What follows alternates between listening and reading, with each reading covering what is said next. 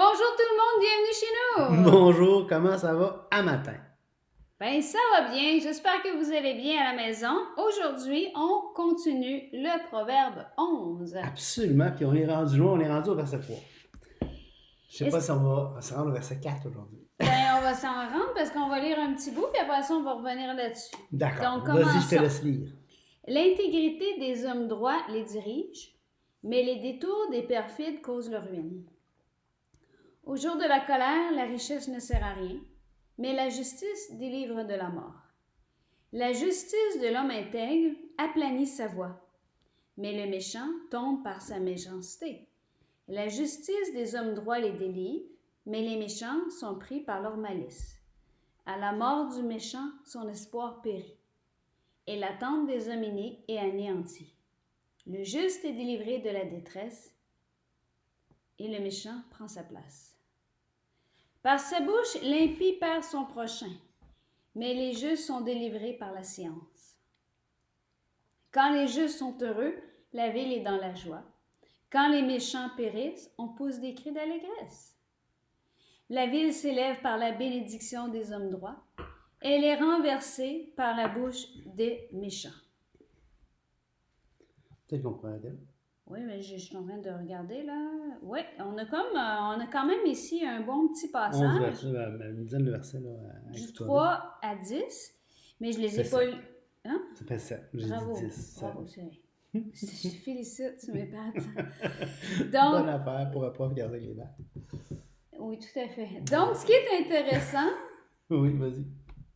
c'est que le proverbe 3 à 10 qu'on vient de lire Ouais. est rempli de méchants, justes, droits, intègres, méchants, justes, droits, intègres. Donc, je pense que c'est intéressant de les avoir lus un la suite de l'autre parce que c'est vraiment une péricope qui va bien ensemble. Vraiment. Puis, c'est une chose, déjà en partant, moi, ce qui me frappe, c'est que C'est sa femme! c'est pas vraiment ce que je. Oui, ça fait mal, là. Ça veut dire, on les filmer là, quand même. Oui, ben, il faut couvrir les bleus que j'ai, là. Fait que, une des choses que je remarque, c'est qu'on a fait beaucoup l'éloge de la sagesse hein, dans les premiers 9 chapitres.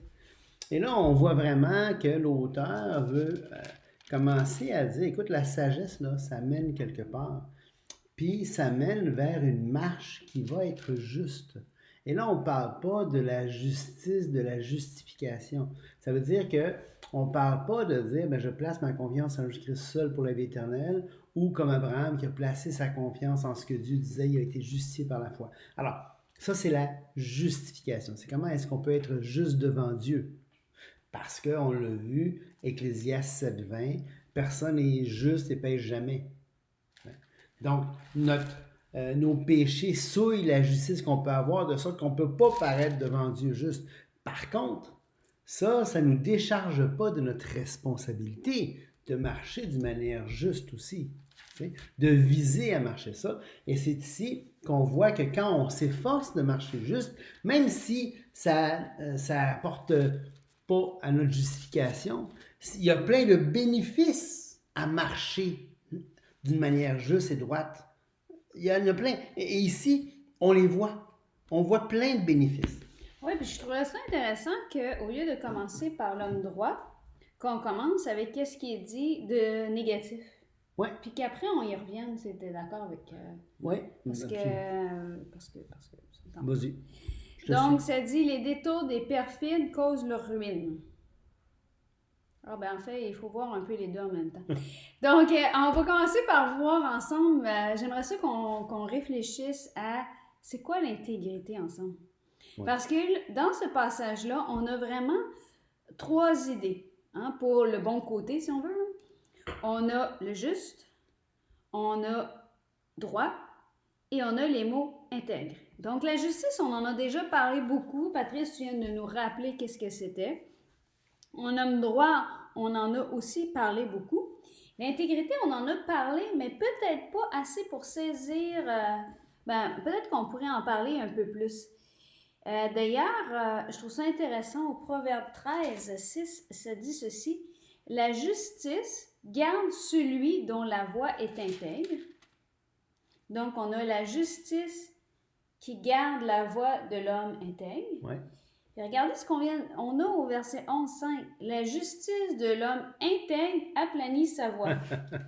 Donc, on a vraiment l'idée ici que la justice va garder la voie, mais elle va aussi aplanir sa voie. Vraiment. Là, on pourrait se poser la question, mais c'est quoi le lien entre la justice d'un homme et son intégrité pour que ça puisse garder l'homme intègre? Donc, on a déjà dit l'intégrité, ce que tu vois, ce que tu es, c'est ce que tu vois. Mais on va définir ça un peu plus, je pense, ce matin. Je regardais pendant que j'attendais que Patrice soit prêt pour la dévotion. Petit clin d'œil à Jean. Donc, on va regarder, ça dit « Qualité de quelqu'un, de son comportement, d'une institution qui est intègre, honnête. » Là, j'aime ça, des définitions de même, tu sais. L'intégrité, c'est quelqu'un qui est intègre. On n'appelle pas ça du tout un raisonnement circulaire, Ouais, hein? ça, Mais c'est comme... on va continuer, ça continue. Bon, heureusement. L'intégrité, c'est l'absence de mauvaises intentions. Ouais, c'est beau. Il s'agit d'une chose... S'il s'agit d'une chose, cela peut référer au degré de qualité d'inaltération de son état originel. Là, on parle de... Donc, si on parle par exemple d'un tableau, puis qu'on dit que le tableau est intègre, il est comme il était au départ. On peut parler de l'intégrité des matériaux quand on construit, je sais pas moi, un pont. Là. Les matériaux sont intègres, ils sont francs, ils n'ont pas été tripotés, ils n'ont pas été édulcorés, ils n'ont pas été, je sais pas comment dire ça, là, mais ils n'ont pas été trafiqués. Là, ils sont intègres. L'intégrité des matériaux est gardée. Là, on peut parler aussi de l'intégrité lorsqu'on parle de droit constitutionnel. Par exemple, on a l'intégrité physique qui doit être respectée. Chaque personne a le droit que son corps, qui il est, soit gardé intact. Je m'excuse. J'ai porté la tête à ton état. À mon intégrité, oui, madame! Et on a aussi l'intégrité morale d'une personne. Donc, chaque personne a aussi le droit à ce que son... Comment tu pourrais définir ça, l'intégrité morale? Je l'avais tantôt, mais... Vas-y. Non, je te laisse faire. Je ne suis pas sûr de où est-ce que tu veux t'en aller, fait que je te laisse faire. Ben, je veux... OK. L'intégrité morale implique le respect de la dignité humaine. Ah ouais. Le fait qu'on a le droit à l'honneur, le respect de la vie privée, le droit à l'image, le droit à la voix, le droit au secret, le droit au respect, le droit à la présomption d'innocence jusqu'à preuve du contraire. Ouais. Donc, tout ça, c'est ce qui garde l'intégrité morale d'une personne. D'une personne, absolument. Ça veut dire qu'il est entier. Et pourquoi j'ai pris le temps ce matin de dire, c'est quoi le mot intégrité dans différents contextes? Intégrité d'un tableau, intégrité des matériaux, intégrité physique, le droit à la vie, le droit au respect de son corps, l'intégrité morale. C'est parce que c'est pas pour rien que ces mots-là, c'est pas pour rien que c'est le mot intégrité qui est utilisé dans toutes ces circonstances-là. Oui. Puis c'est pas pour rien que le traducteur a utilisé le mot intégrité pour essayer d'exprimer ce qui est. Souvent, le traducteur va faire de son mieux pour exprimer dans la langue d'origine, en l'occurrence si c'est l'hébreu, à la langue d'accueil ou la langue de traduction qui est le français, va essayer d'exprimer le mieux possible le sens de l'hébreu. Puis le mot intégrité, dans ce cas-ci, en tout cas, reflète bien cette pensée-là. Tu sais. Tout à fait. Lorsqu'on va parler d'un autre domaine, si on parle de la recherche, par exemple, scientifique, ou on va parler d'intégrité scientifique, ça veut dire qu'on a fait la recherche scientifique en considérant tout ce qui fait qu'une recherche est une vraie recherche valide. On va avoir l'intégrité en informatique. Est-ce que les données ont été conservées correctement dans la base de données? Donc, il y a quand même une notion, lorsqu'on parle d'intégrité, de quelque chose qui est entier. Qui n'a pas été trafiqué, qui n'a pas été corrompu, qui n'a pas été... c'est ça, qui est complet, qui est entier. T'sais. Même en anglais, le mot integer, I-N-T-E-R, merci. Pardon, veut dire un entier, un nombre entier. Un nombre qui n'est pas fractionné, c'est un nombre entier.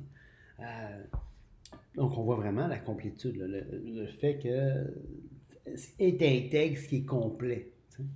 Donc, ce qu'on voit, c'est que lorsqu'on va utiliser le mot intégrité, on veut vraiment parler l'état d'une chose, d'un tout qui est entier, qui a toutes ses parties. On va parler de quelque chose qui est sain, qui est intact, qui n'a pas d'altération, qui n'a pas eu d'atteinte. Et on va parler, lorsqu'on parle d'une personne, on va définir la qualité d'une personne intègre comme quoi son caractère est incorruptible, sa conduite et ses actes sont irréprochables. On dit, un exemple de texte qui date des années 1893, le magistrat le plus austère peut être amené par son intégrité même à rendre des arrêts aussi révoltants que ceux du magistrat. Bon, attends un petit peu, c'est pas ça que je voulais lire. OK. On dit, un professeur qui n'agit pas avec intégrité ne doit pas attendre aucun respect de ses élèves. Ça, c'est un texte qui date de 1855. Donc, parce que le caractère d'une personne intègre, c'est vraiment dont la conduite et ses actes sont irréprochables. Donc, on travaille sur un objectif. Pas les mettre à la face. C'est difficile pour ceux. COVID! Ouah! Beaucoup de compassion pour tous les TDA de ce monde c'est ça. Qui doivent s'ajuster à ces réalités changeantes. Oui, regarde, je vais t'aider, chérie. Donc, un petit défi pour le reste de cet enregistrement. Là, tu vas me rendre hyperactif, non seulement. T'es pas hyperactif. Non, mais là, c'est une tienne. OK, on revient. Donc, moi, ce que je trouvais fantastique ce matin en regardant l'intégrité, c'est que là, je viens de voir que c'est quelque chose d'entier, qui n'a pas eu d'altération, qui est comme son état originel. Et j'ai un peu l'impression que l'homme juste, qui apprend à marcher selon la sagesse, qui apprend à prendre les chemins qui sont droits, redevient à son état originel. Ouais. Il redevient entier. Je suis en train de dire c'est intéressant parce que ce que tu dis là exprime bien le mot Thomas en hébreu, qui est traduit ici par intégrité, ce fait d'être complet, ce fait d'être entier, ça fonctionne très bien. Je suis en train de dire des absurdités. Pas cette fois-ci.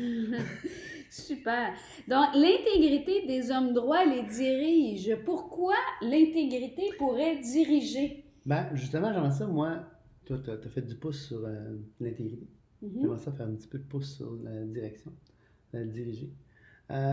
Il faut comprendre ici que le mot diriger, qui est utilisé ici, c'est un mot qui peut être traduit par donner une direction, un leadership, donner une tangente, il faut aller dans telle direction, plutôt que dans une autre.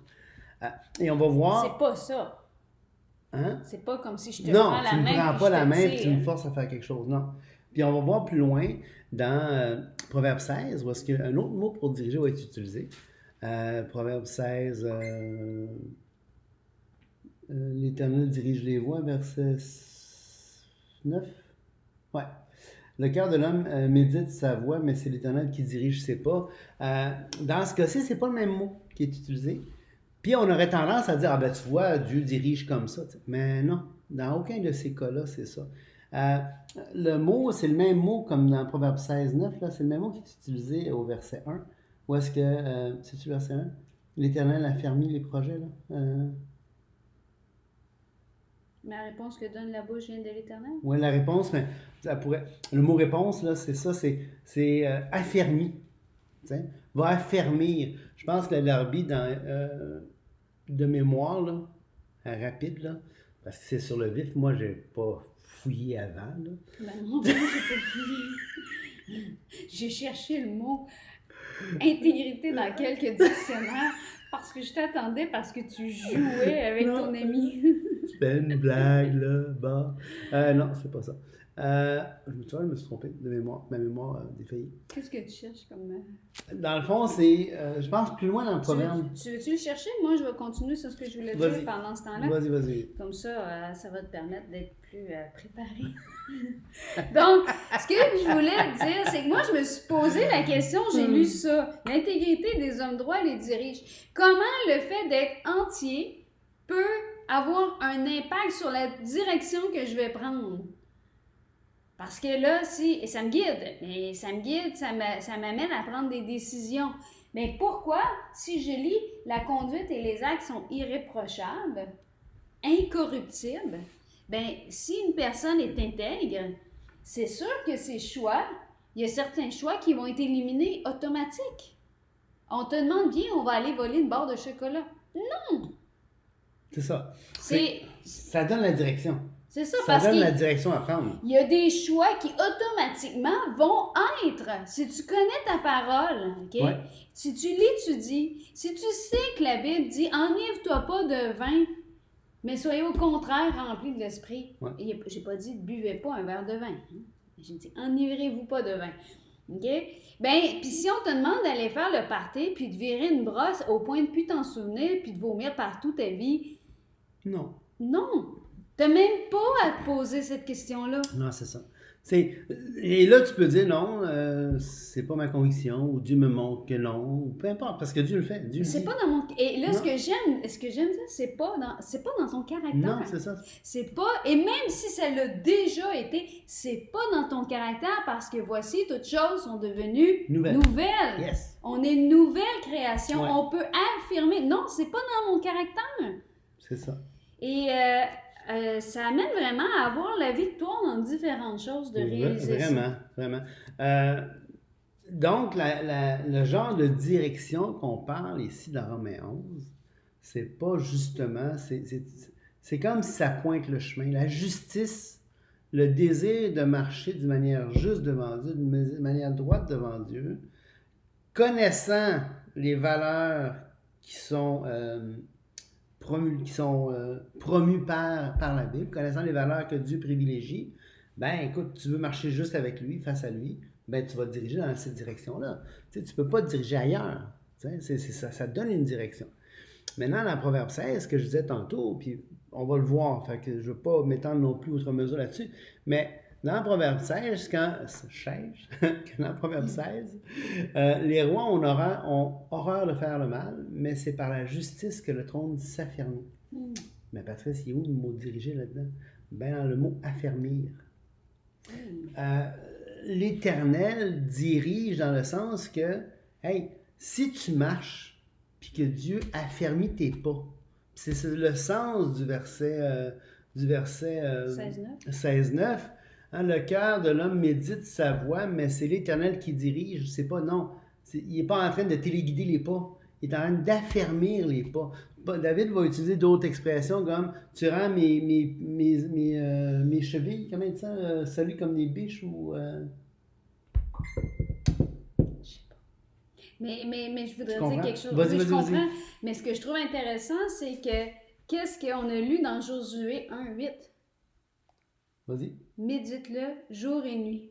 Oui. Le cœur de l'homme médite sa voix. Oui. Puis exactement. quand on retourne dans ce passage-là, je trouve que je fais un petit peu de pouce sur ce que tu viens de dire.